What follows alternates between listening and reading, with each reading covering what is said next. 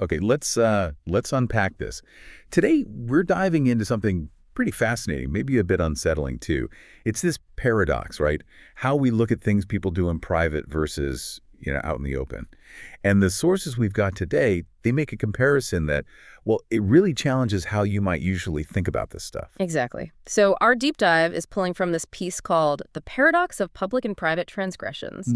And our goal really is to just explore the arguments it makes, understand the sharp distinction it draws, and sort of think about what that means for how we weigh different actions, especially based on how visible they are.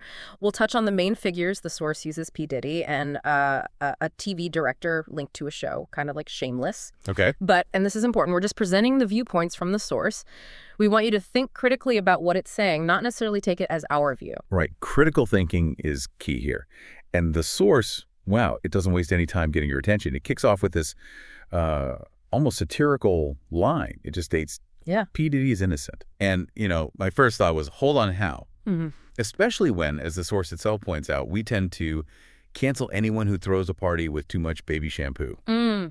So right away, it's kind of flipping expectations. That's what's so interesting, isn't it? It sets up this really provocative contrast immediately. It's almost like it's designed to make you stop and question your first reaction, look past the usual headlines. And that contrast, that's really the core of the whole argument, right? This comparison between P. Diddy's party and what this TV director did. The source almost downplays Diddy's party, calling it a baby shower next to the TV show content. And then it really leans into describing the TV series. It mentions an artistic series where a girl's under the table by minute 6 of episode 1, and then later something about having to dodge flying penises on screen. It's painting a very, let's say, vivid picture. Definitely vivid. And with that picture painted, the source makes its main point. It hammers this idea that Diddy kept it private. Right. Whereas the show, well, the source says it brought the trauma buffet to our living rooms. That phrase, trauma buffet. Yeah. It's memorable. And it points to this idea of forced public consumption, doesn't it? Something private acts just don't have. Exactly. And what's fascinating here is the source's focus on how it's delivered, the mode of delivery, and the viewer exposure. That's the key difference it's highlighting. It's not just the content, but how and where you see it. The argument, as the source puts it, is that putting something out there publicly changes its impact, maybe even makes it seem bigger than a private act. Okay, but then there's the obvious question, right? The source anticipates it. But the law, bro. Yeah. What's legal? And this is where the source gets extremely provocative. Yeah. And satirical. It dismisses the law point with this line, oh, please, the law approved marriage between two dudes, and next it's going to approve marriage with golden retrievers.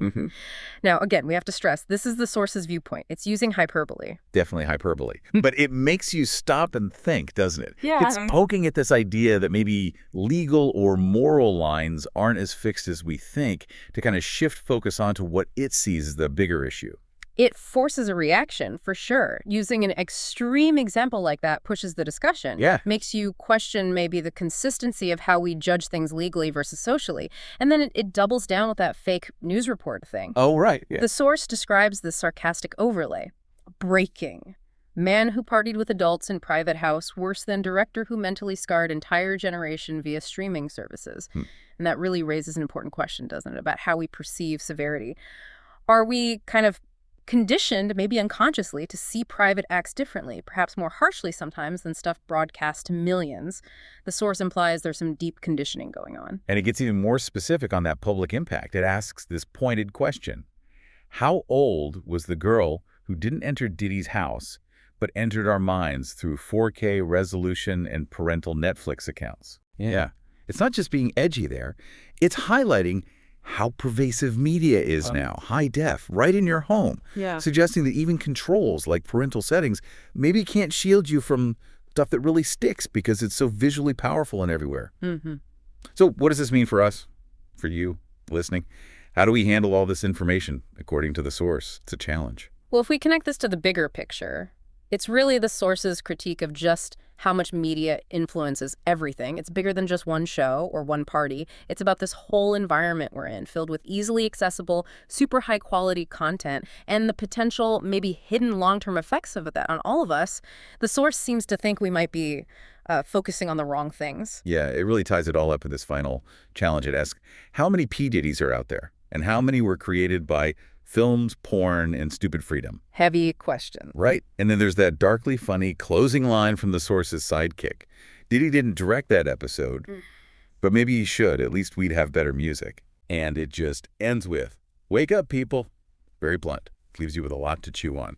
So to recap, we've kind of walked through this core tension the source sets up, this argument about how society reacts differently to private versus public stuff. And it uses these really extreme, almost jarring comparisons to make its point about that trauma buffet of public media. It really pushes us to question our own assumptions, about harm, about responsibility. Look beyond the surface. Absolutely. And this raises, I think, an important question for you, the listener, to consider. In this age where, let's be honest, the lines between private and public are getting blurrier all the time, what is the responsibility of the people creating and sharing content? And what's our role as the people consuming it? How might these arguments, the ones we've discussed from the source, how might they influence your view on what society says is okay? And maybe even more critically, how those judgments get made and spread around. It really makes you think about where the actual wake-up call needs to happen, doesn't it?